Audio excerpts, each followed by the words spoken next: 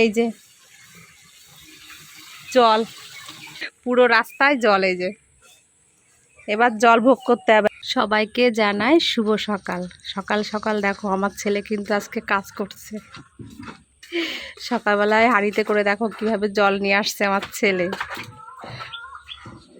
বলেছি বাবা একটু হাঁড়িতে জল নিয়ে আয়। সকালবেলা ব্যায়াম করতে বলেছি, ব্যায়াম কিচ্ছু করে না। তো সেই জন্যই আজকে হাঁড়িতে করে জল নিয়ে আসতে বলেছি। এই 3টে হাঁড়ি একদম ভর্তি করে জল নিয়ে আসছে আমার ছেলেই। দেখো এটাই হচ্ছে ওর ব্যায়াম। একদম মানে কাজ করতে চায় না, তো কি করব, এই করলাম আর কি। তো এখন এই যে চা বানিয়েছি, লিকার চা, আমরা দুজন এখন খাবো। এই যে বাবু চলে এসেছে, তো বই নিয়ে আসছে, এখন চা খেয়ে পড়তে বসবে। আর আমি এখনও কিছু করতে পারলাম না, মানে সকালের টিফিন কিছুই করিনি। মা আজকে রান্না করছে, ওখান থেকে ছেলে খেয়ে নেবে। আমি দুপুরবেলায় বাড়িতে এসে রান্না বান্না করবো। এত সকালে কি রান্না করে দেবো বুঝতেই পারি না। ছেলেকে বললাম ডালিয়া করে দিই, খাবে না, কিচ্ছু খেতে চাচ্ছে। কী করে দেবো বল? এই চা বিস্কুট খাক, জল খেলো এই মাত্র। তারপর মা রান্না করেছে, রাধা গোবিন্দকে ভোগ দেবে, ওখান থেকে প্রসাদ পাবে একটু। তারপর যাই ওখানটাকে এসে রান্না করবো। এখন চা খেয়ে যাবো কাজে। এই চলে আসলাম কাজে। এখন কাজে এসে রান্না বসিয়ে দিয়েছি। তো কাকিমা সমস্ত কিছু রেডি করে রেখেছে, আমি শুধু এসে রান্নাটা করবো আর কি। তো এখানে কুমড়ো আলু নিরামিষ তরকারি হবে, আমড়ার চাটনি হবে, আর ইলিশ মাছ দিয়ে বেগুন দিয়ে ঝোল রান্না করব। এখানে একটা শুক্তো টাইপের তরকারি হবে, আর এখানে মানে তোমার কি বলে নাম ভুলে যাচ্ছি, বিনস বাটা হবে। এই হচ্ছে রান্না। যাই হোক, আর পরোটা হবে। কাকু যে কী ভালো খেয়েছে, আগের দিন পরোটা, জোয়ানের পরোটা করেছিলাম, তো আজকে আবার কাকু খেতে চাইছে, বলছে একটু রিঙ্কি জোয়ানের পরোটা করে দাও। তো তার জন্য আবার জোয়ানের পরোটা, কুমড়োর তরকারি হবে। এই যে রান্না শেষ হলো, এখন যাচ্ছি বাড়িতে। তো আজকে যা গরম পড়েছিল তোমাদের কি বলবো, আবার সমস্ত শরীরটাই পুরো বলতে গেলে ভিজে গেছে, এত গরম পড়েছিল।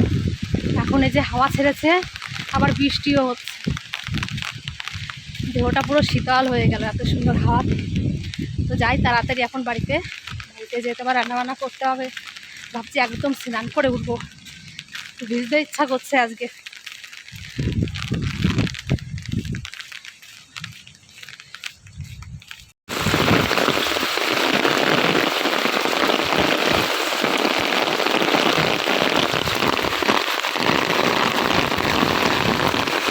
দেখো অবস্থা, কি জোর বৃষ্টি নেমেছে বাবারে, আমি তো পুরো ভিজেই গেছি। এক হিসেবে ভালোই হয়েছে। তো ড্রেন দেখো একদম ভর্তি হয়ে গেছে, জল তো উঠবেই এবার। রাস্তার এই রাস্তা তো ভর্তি হয়ে গেল। এই যে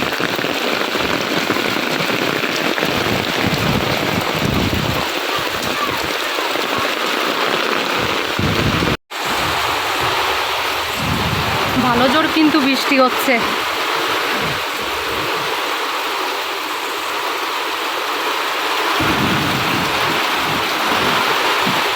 এদিকে আমি পুরো ভিজে গেছি, এখন স্নান করে তারপর উঠবো। তোমাদের কি বলবো দুঃখের কথা, বাড়িতে আসলাম, বাড়িতে ভিজতে ভিজতে তো বাড়িতে এসেছি, এসে স্নান করে রান্নাঘরে ভাত বসিয়েছি। তো দেখো বৃষ্টি তো তুমুলে হচ্ছে, তো এইভাবে আর কি রান্না বান্না করছি। জল তো পড়ে এক সাইডে ভেসেই গেছে, এই যে পুরো ঘর ভিজে গেছে, একদম ভেজা ঘর। তো ভাতটা হয়ে গেছে আমার। এই যে এখানে যে গরম জল বসিয়েছি। তো তোমাদের একটা কাণ্ড বলবো, কত নোংরা পরিবেশে বাস করি। তাই দেখো, তোমাদের তো কালকে বললাম যে একটা ঘরে ইঁদুর মরেছে, কোথায় খুঁজে পাচ্ছি না। ঘর পুরো খুঁজেছি, কোথাও পাইনি। তো বাইরে ওই কর্নারটাই ইঁদুর মারা গেছে। ইঁদুর নাকি মরেছে জানি না, যাই হোক ওখানে মারা গেছে। এখন দেখি আমি রান্না করছি, স্নান করে উঠলাম, দেখি সারা ঘরে মানে এই পুরো বারান্দা দিয়ে, এই যে পুরো বারান্দা দিয়ে ঘরের ভিতর দিয়ে পোকা বুড় করে হেঁটে বেড়াচ্ছে। মানে বৃষ্টি পড়ছে, ওখানে মারা গেছিলো, সেখান থেকে পুরো পোকা ঘরে ঢুকে আসছে। সে যে কি করব, মানে আমার তো গা ঘিন ঘিন করছে, ভয় লাগছে, মানে একটা বিচ্ছিরি ব্যাপার। এই বৃষ্টিতে আবার সেই দৌড়ে দৌড়ে বৃষ্টির ভিতর ভিজে ভিজে সেই জল দিয়ে সব ভালো করে ধুয়েছি। এই যে ব্লিচিং পাউডার দিয়েছি এখানে, এখনও জল রেডি করে রাখছি, ঝাঁটা রেডি করেছি। ওই যে দেখো সব পোকাগুলো ওই যে এখনও গাছ দিয়ে হেঁটে বেড়াচ্ছে পোকা, দেখো কি অবস্থা। তোমাদের কি বলবো যে কি ঘেন্না লাগছে আমার, সে বলে বোঝাতে পারবো না। আসতে পারিনি, এখানে পুরো বেয়ে বেয়ে এই পর্যন্ত উঠে গেছে পোকা। আমি তো প্রথম খেয়াল করিনি, আমি তো রান্না করছি, হঠাৎ করে তাকিয়ে দেখি এই অবস্থা। এখন যাব একটু কেরোসিন তেল নিয়ে আসতে, এইখান দিয়ে পুরো কেরোসিন তেল দিয়ে দেবো। আমি এখনও হাঁটতে পারছি না, দেখো পোকা এখনও হেঁটে বেড়াচ্ছে সব জায়গা দিয়ে। কি বলবো, মানে এত ঘেন্না লাগছে যে কোথায় এসে বাস করলাম, সত্যি তাই। পুরো জল দেখো এবার, ওই যে উঠে গেছে রাস্তায়, বৃষ্টি হয়েছে পুরো রাস্তায় জল উঠে গেছে। আর ভালো লাগে না, সত্যিই তাই। জীবনটা এমন পোড়া কপাল আমার, মানে কি বলবো, একটা দিনের জন্য একটু শান্তি জীবনে পেলাম না। প্রত্যেক বছর এরকম ঘরে জল উঠবে, কি ভয়ে ভয়ে কাটাতে হয় তো আর বলি না। তো যাই, এখন দোকান থেকে একটু কেরোসিন তেল নিয়ে আসি, নিয়ে এখান দিয়ে ছড়িয়ে দিই, নাহলে পোকা আর ঘরে থাকতে পারবো না পোকার জন্য। ভাতটা তো যাই হোক হয়েছে, এখন তরকারিটা করব, ছেলেটা আবার চলে আসবে বাড়িতে। বৃষ্টিতে প্রচণ্ড পরিমাণে ভিজেছি, দুবার এই যে স্নান হয়ে গেল আমার। আবার এই যে দোকানে যাব, আবার এখানে ধোবো, আবার স্নান করতে হবে, 3বার হবে। এমনিতে ঠান্ডার সমস্যা, কী হবে জানি না, ভগবান কত সাজা আমাকে দেবে তাও জানি না। এই যে ভিজতে ভিজতে যে আবার কেরোসিন নিয়ে আসলাম, তো ঘরের ভিতর চলে আসছে দেখো পোকা। সংসার আমি করছি, সত্যি সংসারের মতন করে সংসার করছি। এই একটু পরিষ্কার তো করলাম, তবুও হেঁটে হেঁটে 2-1টা বেড়াচ্ছে আর কি। ঝাঁটা রেখেছি, এই যে জল রেখেছি, ধুয়ে দিয়ে দেবো, কিচ্ছু করার নেই। আর ছেলেটা বাড়িতে চলে আসছে, এখনও রান্না করতে পারিনি আমি।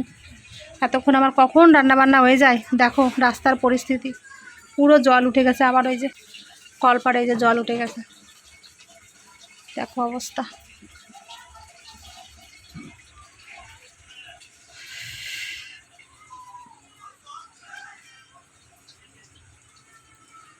ওই জায়গায় পোকা আছে, তুমি ভালো করে ধুয়ে টুয়ে ওঠো, বিশাল বিচ্ছিরি পোকা কিন্তু ওই জায়গা দিয়ে। পা দিয়ে জল দিয়ে আগে ভালো করে ধোও। এই যে ছেলে বাড়িতে চলে এসেছে, এখনও আমার রান্না হয়ে পারেনি। কি করব, বাইরে একটু পরিষ্কার করলাম, তো এখন এই যে রান্না বসিয়েছি, আপাতত রান্নাটা হতে লাগুক। মাথাটা পুরো ভিজা, এই 2বার স্নান করা হলো, এখনও মাথায় জল লেগে আছে, গামছা মাথায় দিয়ে দিই। আর আমার শাশুড়ি মা তো এসেছে এই যে বাইরে, উনি এখন পোকাগুলো তাড়াচ্ছে। এত নোংরা পরিবেশে আমার একদম আর ভালো লাগে না। রাস্তায় কি নোংরা জল হয়ে গেছে, সেসব জায়গায় রোগ ব্যাধি এমনি জন্ম নেবে, যে অবস্থা।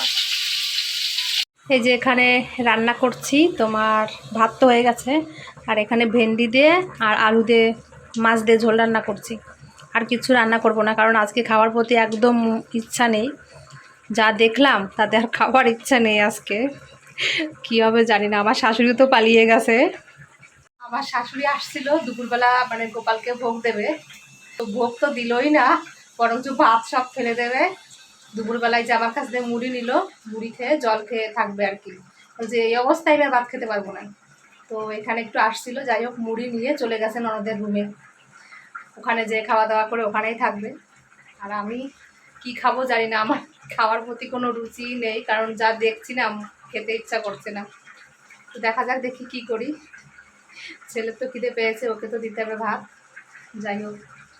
তো এখন আর নেই, এখন মানে 2-1টা আসছে, আবার তাড়িয়ে দিচ্ছি পোকা। কেরোসিন তেল দিয়ে রাখলাম দরজার সামনে, আর অসুবিধা হবে না। কি যে নরক যন্ত্রণায় ভোগ করি সেটা আর কি বলবো, এখানে সত্যিই তাই। এখানে একদম নরকের মধ্যে বাস করতে হয়। রান্নাঘর তো পুরো তলানো জলে ভেজা, সেই ভেজা অবস্থায় দাঁড়িয়ে দাঁড়িয়ে রান্না করছি। একটা মানে তাওয়াল পাতলাম এখন, এখানে যে অবস্থা, কাজ করার মতন, রান্না বান্না করার মতন পরিস্থিতিও নেই। আর মেঘে তো পুরো ঘেরা, বৃষ্টি তো ঝমঝম করে সেই একভাবে হয়েই যাচ্ছে, কমার কোনো লক্ষণ নেই। রাস্তায় পুরো জলে তলানো, কী হবে এবার জানি না, কিন্তু প্রত্যেক বছর এরকম হয়, কষ্টের মধ্যে দিয়ে থাকতে হয়। আর কত কত দেখবো তা কী জানি এরকম। মানুষ বলে স্বর্গ নরক এখানেই, সত্যিই তাই। এখানেই এই যে স্বর্গ আর নরক, তো আমরা নরকের মধ্যেই বাস করি। রান্না বান্না করে ছেলেকে ভাত দিলাম খেতে, আমি নিজে একটু খেয়েছি। তো কোনো রকম যাই হোক খাওয়া দাওয়া করে এখন এই যে মশারি টানিয়েছি। এই বর্ষার সময় মশারি না টানায় একদমই শুতে পারবো না, চারিপাশে পোকা মোকা ভর্তি একদম। তো আমি এখন একটু শুয়ে থাকবো আর কি। ছেলে ওই যে বারান্দায় বসে একা একা খেলা করছে, ও খেলছে, ওকে বললাম শুতে, ও শুবে না, ও খেলা করবে। খেলা করুক, আমি একটু শুয়ে থাকি। আমার আজকে শরীরটা সত্যিই ভালো লাগছে না, এত জল ঘেটেছি না, ওই জন্য আমার শরীরটা অস্থির করে নিয়ে আসছে। আর এই জল পাড়িয়ে পাড়িয়ে এমনিতে প্রচণ্ড গা হাত পা ব্যথা, তারপর কী হবে জানি না। দুপুরবেলা একটু শুয়েছিলাম, তো ঘুম তো পড়লাম না, আবার উঠলাম আর কি, ঘুম আসছে না। তো বাইরের অবস্থা মানে ঘর থেকে বেরাচ্ছি না, পা পিট পিট পিট পিট করে বেরাচ্ছি ভয়ে, পোকার ভয়ে। তো যাক, পোকা এখন নেই, চলে গেছে। কিন্তু আমাদের এখানে পরিস্থিতি দেখো, তোমাদের কি বলবো। আর এই যে জল, পুরো রাস্তায় জল। এই যে এবার জল ভোগ করতে হবে। যাই হোক, আমাদের টয়লেটটাও এমন জায়গায় না, মানে জল পাড়িয়ে পাড়িয়ে একদম পিছনে, আমাদের ঘরের পিছনেই টয়লেট। এই রাত্রেবেলায় যে কি ভয় লাগে যেতে, কি যে করব সেটাই চিন্তা ভাবনা করি। আর করে বা কী হবে, কিছু উপায় নেই, কোনো উপায় নেই, এইভাবেই থাকতে হবে আর কি। আর আমি ভেবেছিলাম ওটা মনে হয় এইখানে মারা গেছে কর্নারটায়, কিন্তু না, এখানে না, একদম ওই কর্নারে লাস্টের দিকে কচু গাছটা, যেখানে তোমাদের দাদাভাই যে লেবু গাছটা লাগিয়েছিল, ওই লেবু গাছের ওইখান থেকে দেয়াল বেয়ে বেয়ে পোকাগুলো আসছিল। আমি তো ভেবেছিলাম মনে এখানে এখানে মরে তো ঠিকই পেতাম, যদি এইখানে মরতো তাহলে নিশ্চয়ই ঠিক পেতাম, কিন্তু এখানে মরেনি, মরেছে ওই মানে লেবু গাছের ওখানে। ওই জন্য মানে এই অবস্থা। যাই হোক, এখন একটু বিদায় হয়েছে, পোকাগুলো নেই।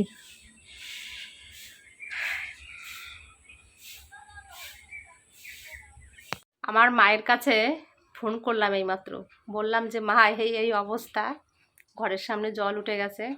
তো মা তো খুব রাগা রেগে গেছে আমার উপর। বলেছিলাম যে বর্ষার সময় এখন যেতে হবে না, এখানে থাক, এখানে থাক। কতবার আমার মা বলেছিল যে এখন যাস না, কদিন পরে যাস, মেনে নেব, কিন্তু এই মুহূর্তে যাস না, সামনেই বর্ষাকাল, আবার ঘরে জল উঠবে, তখন কি করে কি করবি বল, তোর এমনিতে ঠান্ডার সমস্যা। তো সত্যিই তাই, মাকে আজকে তাই বলছি, মা রাস্তায় জল উঠে গেছে। তো আর রাগ টাগ করে ফোন কেটে দিয়েছে, যেহেতু মা থাকতে বলেছিল, আমি থাকিনি।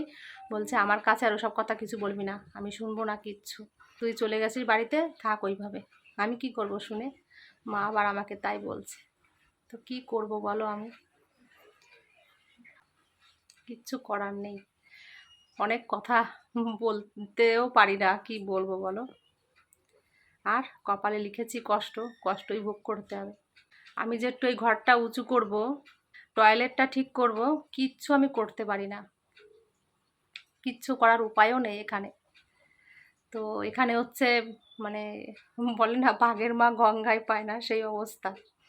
আমার ননদ আছে, ভাসুর আছে, তারপর তোমাদের দাদাভাই তো নেই।